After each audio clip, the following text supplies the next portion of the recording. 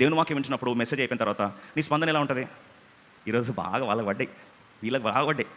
కూర్చొని మొన్న ఒక బ్రదర్ అంటాను, బ్రదర్ ఏం కొట్టిరు బ్రదర్, నేను కొట్టడానికి రాలే బ్రదర్, ఆ వాక్యం అంతా పలాన్ బ్రదర్కి అని. అవునా, వాక్యం అంతా పలాన్ బ్రదర్కా? మరి నువ్వేం చేశావు? ఎంజాయ్ చేశాను బ్రదర్, సిగ్గులేదు చెప్పడానికి. When word of God is shared, it is not for somebody. మన స్పందన ఎలా ఉండాలండి? What is the climax of a sermon? Best part of a ministry ఏంటండి?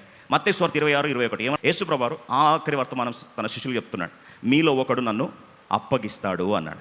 అంతే. ఇలా మెసేజ్ చెప్తే 12 మంది ఉన్నారు అక్కడ, మనం కూడా 12 మంది ఉన్నాం. వెంటనే అంట, నేను కాదు ప్రభా, నేనైతే అస్సలు కాదు ప్రభా, నేనైతే అస్సలు కాదంట. అందుకు వారు బహు దుఃఖపడి ప్రతివాడును ప్రభువా నేనా, ప్రభువా నేనా అని ఆయనను అడగక. మెసేజ్ అయిపోయిన తర్వాత ఏమంటామండి? ప్రభా నేనేనా? ఈరోజు నా జీవితం ఇలా మార్చబడాలా, నా కుటుంబాన్ని సరి చేసుకోవాలా, వాక్యాన్ని ఇలా భయపడాలా, ఈ ఇమీడియట్గా చర్యలు నేను తీసుకోవాలా నా జీవితంలో. ప్రతి ఒక్కరు అంటున్నారంట. వాస్తవంగా అప్పగించేవాడేవాడు? ఇస్కరియోతు యూదా. ఆయన ఒక్కడు అనాలి, ఇది నేనేనా ప్రభా. అందుకొరకు బైబిల్ సెలవిస్తుంది, ప్రభు బలం తాకుతున్నప్పుడు ఏమనాలంట? తన్ను తాను పరీక్షించుకొని అలాగూ చేయాలి, పక్కని పరీక్షించడం కాదు.